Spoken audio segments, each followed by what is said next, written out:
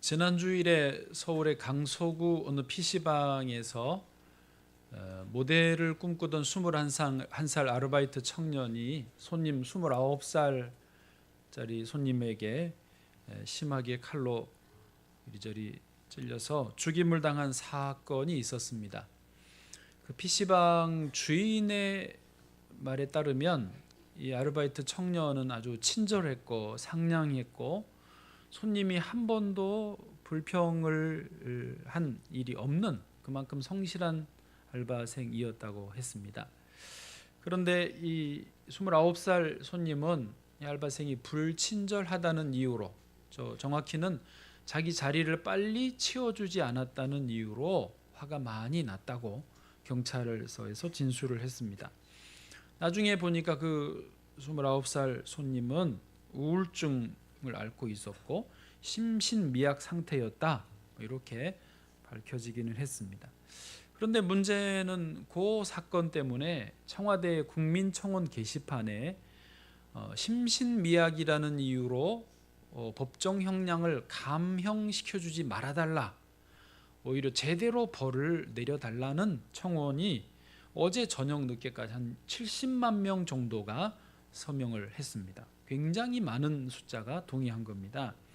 또 심지어 그 동생도 협조했다, 공범이 아니냐, 그래서 같이 처벌해달라는 의견도 상당히 많은 상태입니다.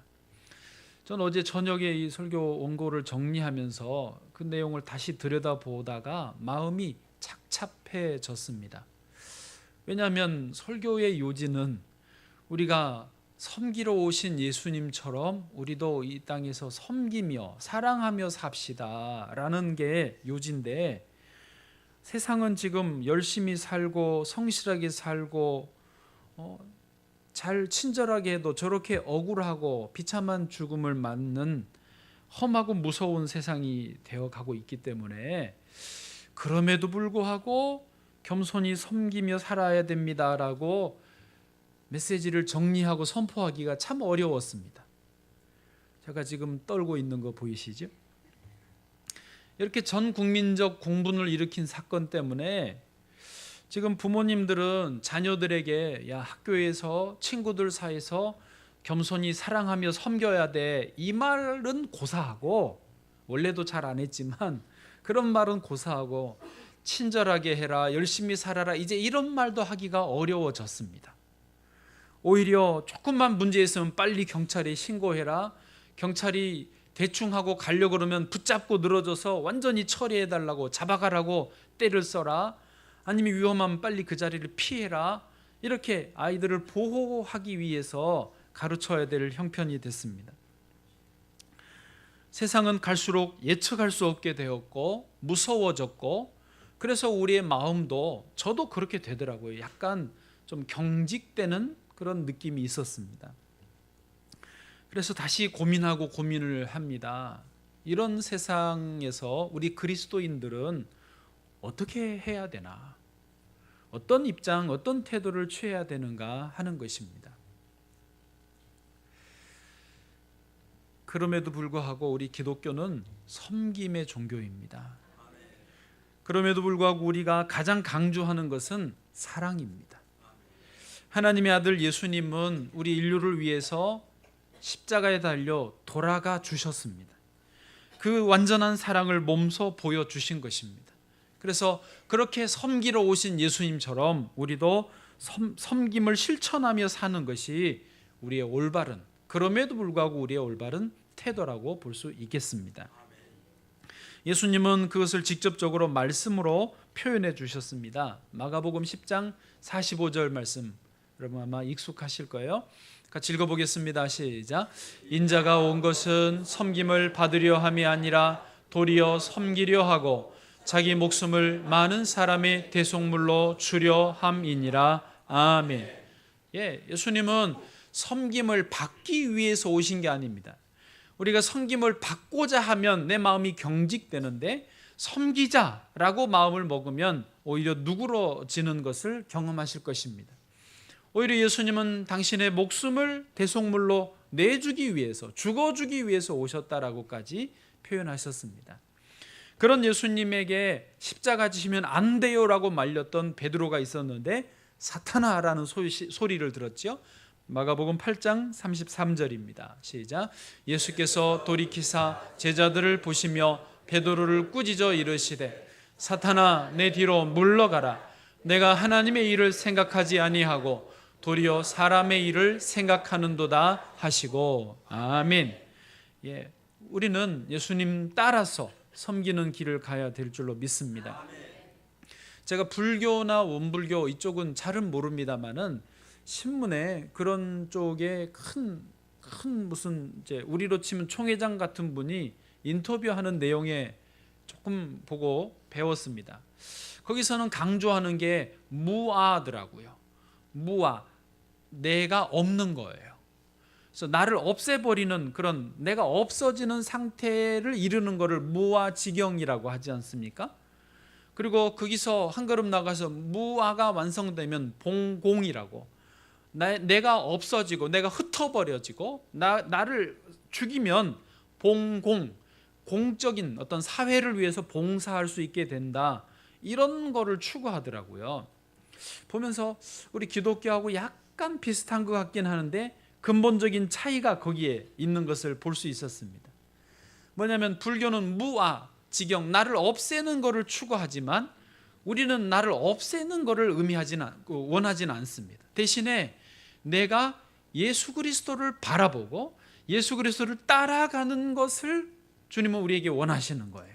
그래서 예수님을 따라가다 보면 우리는 사랑하게 되고 섬기게 되고 사회에 봉사하게 된다는 것이죠. 오늘 제목이 섬기러 오신 예수 말씀 나눌 텐데, 이제 세상의 뉴스를 보고 내가 갈 길을 선택하지 마시고 예수님을 바라보고 우리가 갈 길을 선택하실 수 있기를 축복합니다. 자, 첫 번째로 오늘 기억하시면 좋은 것은 섬김에는 때가 있다라고 하는 것입니다. 한번 따라해 보실까요? 섬김에는 때가 있다. 예, 섬기는 일에도요 때가 있다는 것을 기억하기 원합니다. 사람들이 자주 그렇게 생각합니다. 나는 지금 힘들다, 나는 지금 여유가 없다, 나는 지금 피곤하다, 그래서 나는 지금은 섬길 수 없다, 나중에 여유가 생기면 섬기겠다라고 하는 분들이 많습니다. 그런데 미안하지만요, 섬기는 일에도 때가 있습니다. 무슨 말이냐면 항상 섬길 수 있는 기회가 주어지는 것은 아니라는 것입니다. 오늘 본문 1절을 이제 다시 보시죠. 1절입니다. 시작. 유월절 전에 예수께서 자기가 세상을 떠나 아버지께로 돌아가실 때가 이른 줄 아시고 세상에 있는 자기 사람들을 사랑하시되 끝까지 사랑하시니라. 아멘. 예, 예수님께서 이제 유월절이 다가오면서 이제는 더 이상 제자들과 함께 있을 수 없기 때문에 마지막까지 끝까지 사랑을 쏟아 부어 주신다, 그런 내용 아닙니까? 유월절이란 뭐냐면요, 유대인들의 절기인데 애굽에서 집집마다 어린 양을 한 마리씩 잡아야 됐습니다. 그리고 그 어린 양의 피를 문설주에 바르게 하셨습니다. 죽음의 사자가 저녁에 왔을 때 문설주에 발라진 피를 보고 어떻게 해요? 유월 넘어갔다라고 해서 그 유월절입니다. 그것을 기념하는 절기를 매년 지키는 유월절이고, 그때마다 양을 집집마다 한 마리씩 잡습니다. 예수님은 이제 온 인류의 유월절 어린 양이 되셔서 이때 십자가에 달려 돌아가실 때가, 아버지께로 돌아가실 때가 되었다는 것을 아셨습니다. 그래서 예수님은 세상에 있는 자기 사람들을 사랑하시되 끝까지 사랑하셨다는 것입니다. 보통 사람들은요 처음에는 잘하다가 나중에는 좀 흐지부지 되는 경향이 있습니다. 그걸 용두삼이라고 하기도 하지 않습니까?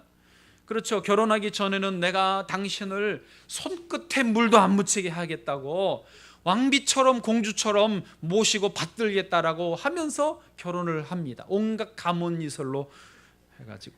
그러나 그때만큼은 진심이었을 거예요. 틀림없어요. 예, 알고 그랬겠습니까? 그러나 정작 결혼하고 나면 그 인간은 어디 가시고 다른 인간이 소파에 누워서 리모컨만 잡고 있고, 스마트폰만 붙들고 있습니다. 애 좀 봐달라 하고 쓰레기 좀 비워달라 하면 피곤하다 그러고 밖에서 얼마나 힘든 줄 아냐고 하면서 움직이지를 않으십니다. 그러나 예수님은 사랑하시되 끝까지 사랑하셨다는 것입니다. 끝까지 사랑하셨다는 말의 의미는 그겁니다. 주어진 기한 마지막까지 다 채워서 최선을 다해서 죽을 때까지 모든 것을 쏟아 부어주셨다, 그런 의미 아니겠습니까? 예수님은요 실제로 그러셨습니다. 이게 13장 1절인데 이제 13장 그 후반부에 바로 예수님은 자리에서 일어나셔서 제자들의 발을 씻겨주시는 섬김의 본을 보여주십니다. 그리고 13장 이제 하반절부터 14장, 15장, 16장까지 3장 절반에 걸쳐서 떠나기 전에 제자들이 알아야 될 메시지들, 교훈들을 낱낱이 설명해 주십니다.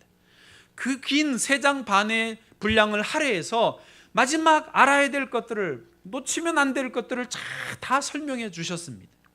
그리고 17장에서는 예수님이 제자들의 안전을 위해서 하나님 아버지께 기도해 주시는, 부탁해 주는 기도를 드렸습니다.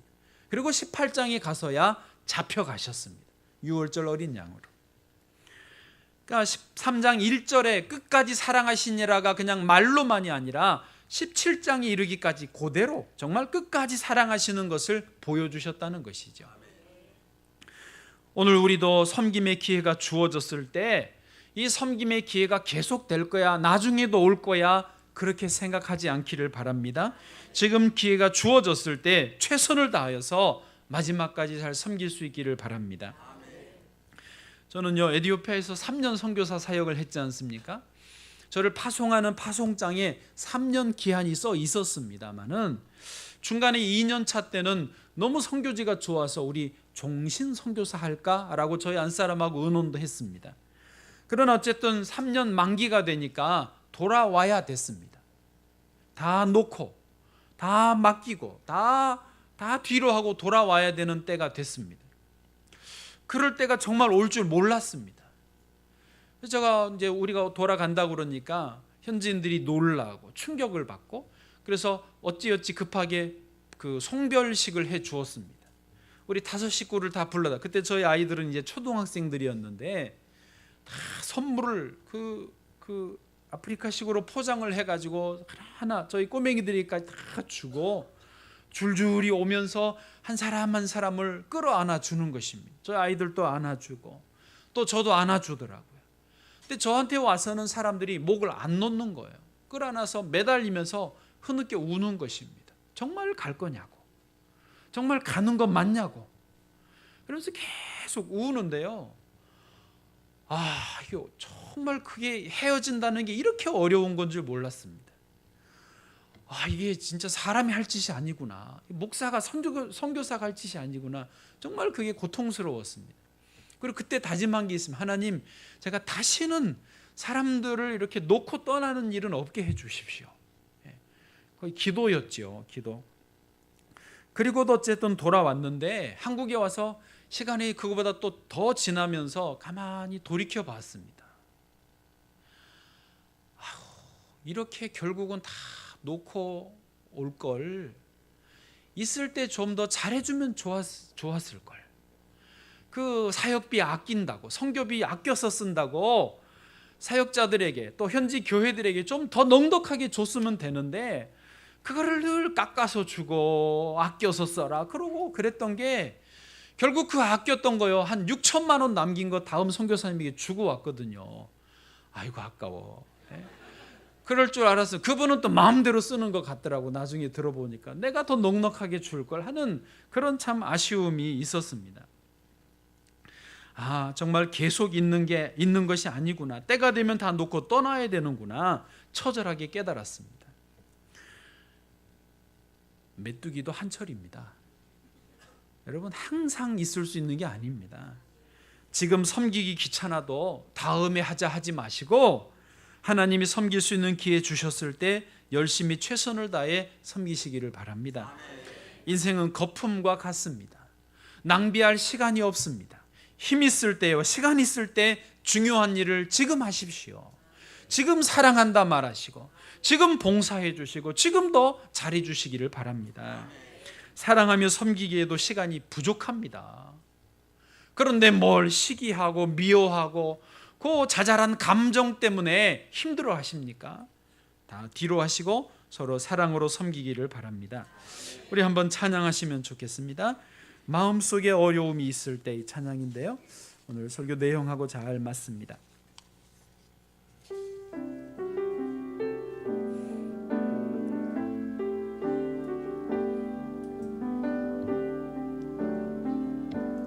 마음속에 어려움이 있을 때, 마음속에 어려움이 있을 때, 마음속에 어려움이 있을 때 주님 내게 먼저 오사 내 마음을 만지고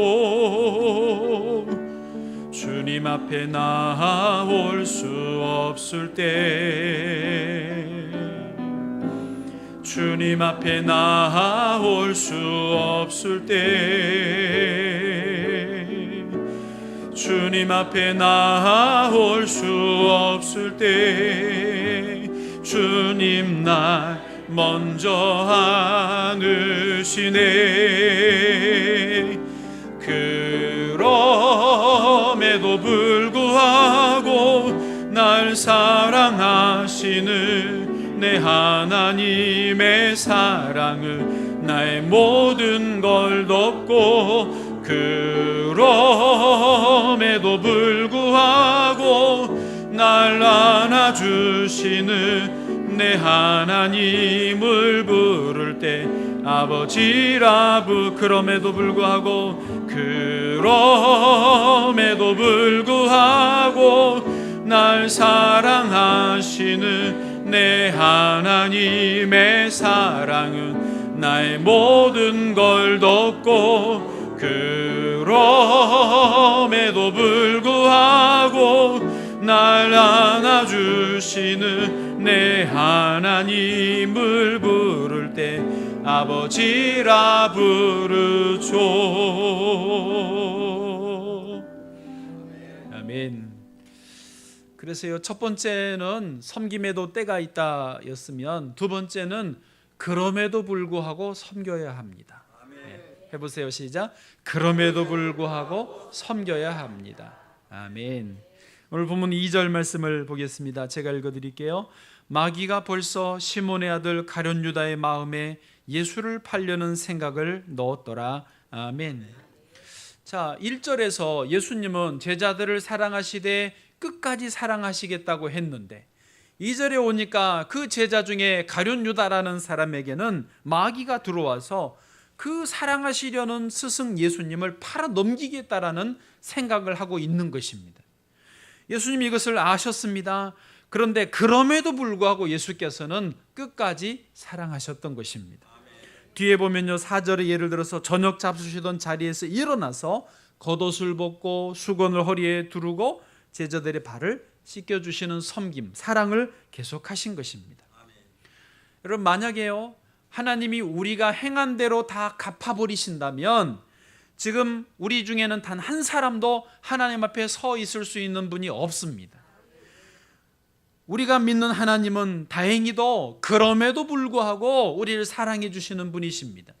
우리의 허물과 죄가 너무나 크고 많아도 가려주시고 덮어주시고 용서해 주시고, 그럼에도 불구하고 우리를 사랑해 주시는 거예요. 그래서 방금 찬양처럼 그럼에도 불구하고 날 사랑하시는 내 하나님을 나는 아버지라고 부른다는 것입니다. 이 그럼에도 불구하고를 이해하신 분이면, 이것을 경험하고 깨달으신 분이면 신앙적으로 어느 정도 성숙한 분이라고 할 수 있습니다. 미안하지만 이 그럼에도 불구하고를 아직 이해하지 못하셨다면 나는 이제 초신자다 생각하시면 딱 맞을 것입니다. 사실 우리 중에는요, 그 강서구 PC방 사건처럼 그렇게 충격적인 결말은 꼭 아닐지라도 우리가 나름 성실하게 섬기고 열심히 살고 친절하게 했는데도 불구하고 이런저런 오해를 받는 분도 있으실 것입니다. 어떤 봉변을 당한 분도 있으실 것입니다. 오히려 큰 손해를 본 분도 있으실 것입니다. 잘한다고 해줬는데 그런 일을 당한 분도 있으실 것입니다. 저도 나름 그런 일들을 왜 안 당하겠습니까? 저분이 왜 저렇게 하시지? 저분이 왜 그렇게 말을 했을까? 도무지 이해할 수 없습니다. 참 너무 억울할 때도 왜 없었겠습니까? 그러나 그럼에도 불구하고 날 사랑하시는 내 하나님 때문에 우리도 그럼에도 불구하고 계속 섬길 수 있게 되어지는 것이죠. 주님은요 말하셨어요. 나에게 잘해주는 사람에게만 잘해주는 거 그건 누구나 하는 거라. 그건 초신자도 아직은 아니라는 것입니다.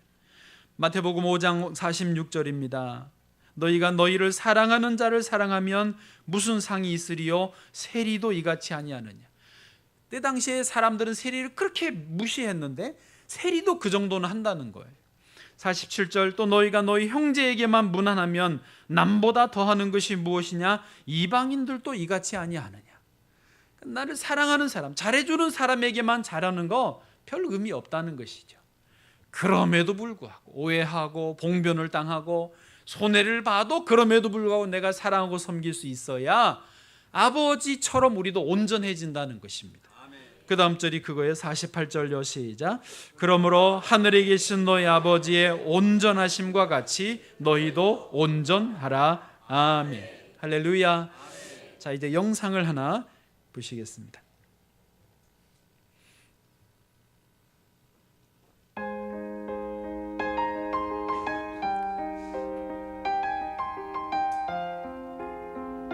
건국대 조명환 교수님 이야기인데요. 이분은 아시아 지역에서 에이즈에 관한 한 최고의 권위자고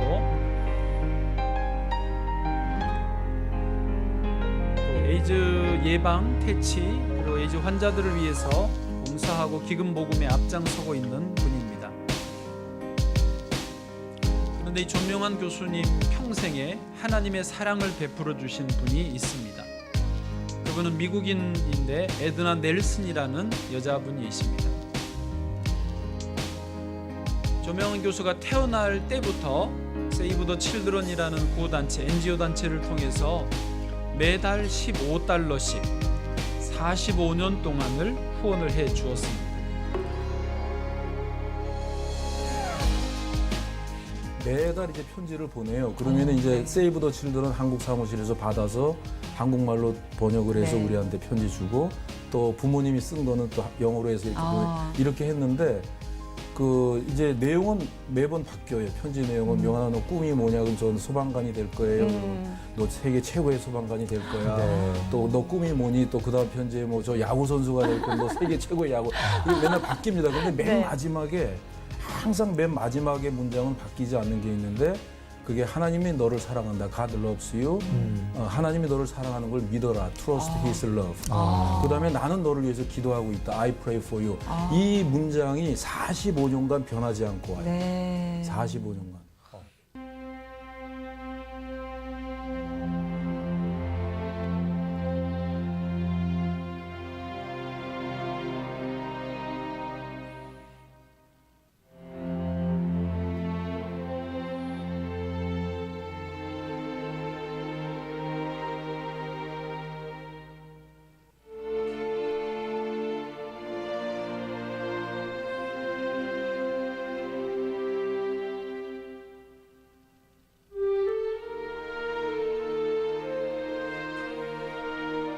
무작정 이제 엄마라고 부르는 에드나 넬슨을 집을 찾아갑니다. 이제 98세가 됐을 때 간다 그러면 또 오지 말라 그러니까 그냥 주소 하나 들고 갔어요. 그래서 98세가 됐을 때 만났어요. 그 미국을 에드나 어머니를 뵙기 위해서 그냥 건너가신 거예요. 찾아가셨어요. 그러니까 막상 만나시니 어떠셨어요? 궁금한데요. 그때 집에 그 하얀 2층 집에 살고 계셨는데 이제 그 여동생하고 같이 살고 있었는데 에드나 어머님이 위층에 계신다 그러더라고요. 네. 근데 2시간이 되도록 안 내려오시는 거예요. 막 처음에는 기다리다가 나중에는 막 걱정이 되는 거예요. 아, 이분이 내가 말을 안 하고 와서 화가 나셨나? 네, 그래서 또 안 만나시려고 하는 건가? 또 막 1시간 반 지났을 때는 혹시 너무 놀라서 막 노인이니까 심장마비로 뭐 쓰러진 게 아닌가. 그래서 어. 동생한테 한번 올라가 보라고 그러기도 했는데 결국은 이제 2시간 만에 나타나셨는데 2층에 서 계시는데 그때 왜 2시간이 걸리는지 알게 됐죠. 그때. 왜요? 왜요? 머리를 다듬고 계셨고 어. 빨간 루즈를 네. 바르고 계시고 화장을 하시고 귀걸이, 목걸이, 가장 이쁜 옷 빨간 구두를 서 있고 어머, 2층에 딱 서 있는 어떡해. 거예요. 98세 된 할머니가. 아우, 저는 그때 그렇게 아름다운 여성은 예, 처음 봤어요. 예. 그 아들에게 가장 그렇죠. 아름다운 예, 예. 네. 모습을 예, 그래서 보여주고 이제 그 싶었던. 준비를 하셨던 거예요. 2시간 동안. 준비하시면서 또 얼마나 행복하셨을까요? 글쎄. 아, 네. 그러고 만났어요. 그리고 정말 가서 이렇게 허깅하고 예, 예. 그랬을 네. 때 그리고 일주일 동안 이제 같이 먹고 자고 하면서 네. 그래서 아주 참 아름다운 시간을 보냈죠. 아. 어떤 아하. 이야기들을 좀 나누셨어요? 꼭 물어보고 싶은 말이 있었어요. 그게 바로 뭐냐면은 그 어머니 어떻게 나를 그렇게 나를 본 적도 없고 나를 낳은 어머니도 아니고 친척도 아니고 근데 어떻게 45년간을 이렇게 저를 사랑하셨나? 어떻게 그것이 가능한가요? 그거를 저는 물어보고 싶었어요. 그래서 그걸 물어봤어요. 그리고 또 어머님이 하신 말씀이 명원아, 우리 하나님은 우리를 너무너무 사랑해서 독생자 아들을 십자가에 못 박혀 죽으셨는데 내가 너한테 45년간 사랑한 거는 아무것도 아니다. 그렇게 말씀을 하시더라고요. 그래서 그 사랑은 내가 어떻게 하나님한테 갖겠니? 그러시더라고요.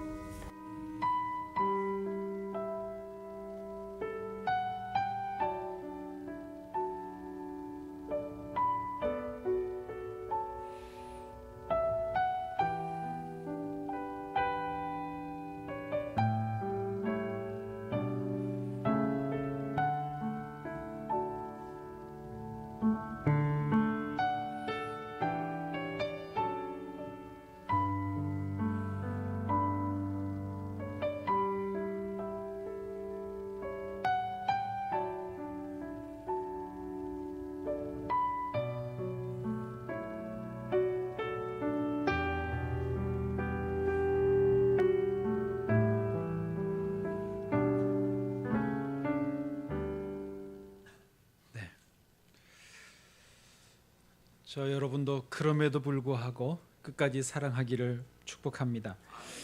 마지막으로 세 번째 섬김의 자리는요, 하나님이 맡기신 사명입니다. 해보세요. 섬김의 자리는 하나님이 맡기신 사명이다. 예, 오늘 본문 3절입니다. 3절요, 시작. 저녁 먹는 중 예수는 아버지께서 모든 것을 자기 손에 맡기신 것과 또 자기가 하나님께로부터 오셨다가 하나님께로 돌아가실 것을 아시고, 아멘. 거기 잘 보시면 그런 표현이 있죠. 예수님은 아버지께서 모든 것을 자기 손에 맡기신 것과, 그러니까 이 제자들에 대해서도 앞으로 십자가를 져야 되는 일에 대해서도 모든 것이 하나님이 나에게 맡겨주신 일이라는 것을 아셨다는 것입니다. 많은 사람들이 어떤 직분이나 할 수 있는 능력, 은사에 대해서 이것은 내 거라는 생각을 하십니다. 그러나 미안하지만 그것은 오해입니다. 착각하시는 거예요. 그 재능, 달란트 다 하나님이 주신 것이고 어떤 봉사의 자리도 주께서 맡겨주신 일입니다. 우리 자녀도 맡겨주신 겁니다. 내 아이가 아닙니다. 주의 자녀고 맡겨주신 거예요. 내 젊음도 어떤 모든 것도 주님이 맡겨주신 거고 그것을 통해서 주의 일을 감당하라는 것입니다. 예수님은 그 식사 자리에서 일어나셨습니다. 여러분, 유대인들은 식사 어떤 그 자세가 이렇게 팔꿈치로 기대서 반쯤 누워서 먹는 식사인 거 아십니까? 앉아서 그냥 의자에 앉았다 일어나는 것도 쉽지 않은데 저기 있는 물도 가져오기 싫어서 물 좀 갖다 주세요 이렇게 시켜 먹는 입장인데 예수님이 기대에 있다가 일어나셨어요. 겉옷을 벗으셨어요. 수건으로 허리를 동이고 대야에 물을 떠 오셨어요. 그리고 제자들의 발을 한 명 한 명 씻겨주시고 그 수건으로 발을 닦아주셨던 것입니다. 왜요? 이것은 하나님 아버지가 예수님에게 맡겨주신 사명인 것을 아셨기 때문에 그 수고를 감당을 하셨던 것입니다. 그런데 정작 제자들은요, 예수님이 십자가에 무기력하게 달려 돌아가시고 무덤에 묻히시고 나니까 다 자기들 고향으로 돌아가 버렸습니다. 사명이고 뭐고 맡겨주신 거고 뭐고, 베드로는 나는 물고기 잡으러 갈 거야 했습니다. 그런 베드로를 뒤따라서 다른 제자들 나도 갈래 하고 고기 잡으러 가렸습니다. 사실 예수님은 베드로를 부르실 때 내가 너를 사람 낚는 어부 되게 하겠다 하셨는데, 베드로는 난 다시 물고기 잡으러 갈 거예요 했던 것이지요. 주님이 그냥 놔두지 않으시지요. 부활하신 주님 찾아오셨습니다. 그리고 내 양을 먹이라 하시면서 다시 사람 낚는 어부, 그 사명을 감당하게 해 주셨던 것입니다. 할렐루야. 제가 유대인 자녀 교육에 관심을 갖고 자료들을 계속 보고 있는데요, 기가 막힌 것을 좀 보고 감동을 받아서 소개하고 싶습니다. 뉴욕, 미국에 있는 그 뉴욕의 어느 유대인 가정을 들어가서 그 방송국에서 촬영을 한 건데요, 그 가정의 자녀들이 몇 명이냐? 10명이더라고요. 아니, 지금 옛날 유대인 말고 지금 21세기에 뉴욕이면은요, 모든 정치, 경제, 문화, 예술 모든 것의 지금 중심지입니다. 최첨단 도시가 뉴욕 아닙니까? 그런데 거기 사는 유대인들은요, 자녀들을 보통 7, 8명씩 낳고 그 집은 10명을 낳더라고요. 네. 왜 그렇게 낳느냐?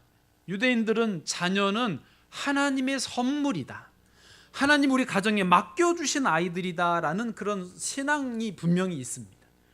그래서 산하 제한을 따로 하지 않았더라고요. 그래서 이 집은 10명을 낳았어요.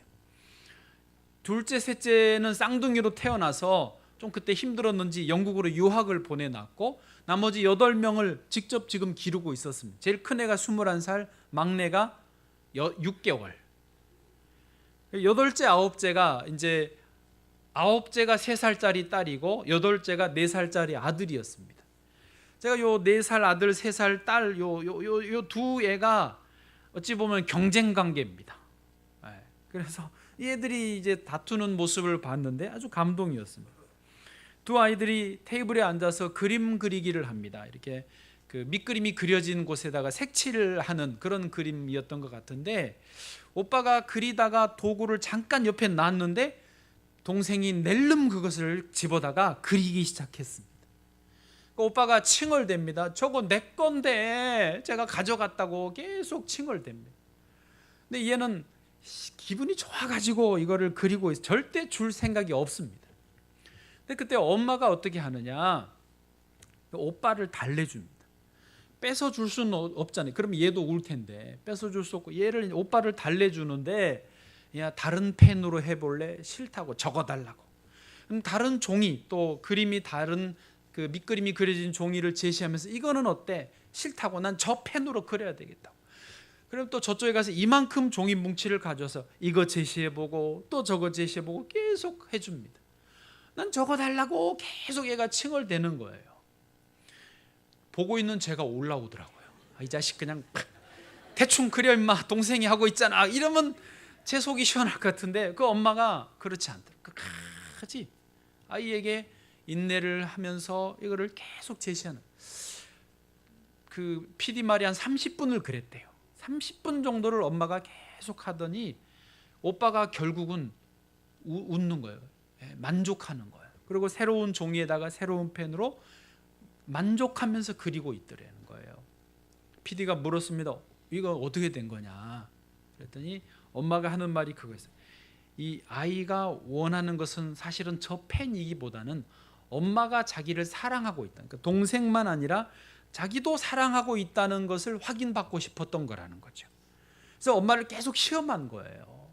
계속 시험하고, 그래서 결국 엄마가 내가 이렇게 칭얼댔는데도 나를 화내지 않고 받아들여 줬다는 것에 이제 드디어 만족하고, 뭐 종이야 뭐든지 상관없는 거예요. 사실 그게 중요합니까? 기분 좋게 그리고 있었던 것이죠.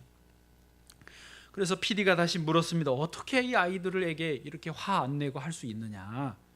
어떻게 할 수 있느냐? 그랬더니 엄마가 하는 말이 이 말을 여러 번 반복했어요. 다른 장면에서 아이들은 하나님이 주신 선물입니다. 하나님 우리 가정에 맡겨주신 귀한 선물입니다. 그에 부응하기 위해서 우리 인내심을 가지고 끝까지 잘 돌봐야 합니다. 아이들을 존중해주고 칭찬을 많이 해주고 어릴 때부터 반복해서 가르치면 가능한 일입니다. 여러분, 유대인은요 아시다시피 전 세계 인구의 0.2%밖에 안 됩니다. 그런데요 미국만 놓고 보면 미국의 억만장자의 40%가 유대인입니다. 아이비리그 대학 다니는 학생들의 23%가 유대인입니다. 예, 또 노벨상 3분의 1 유대인들이 가져갑니다.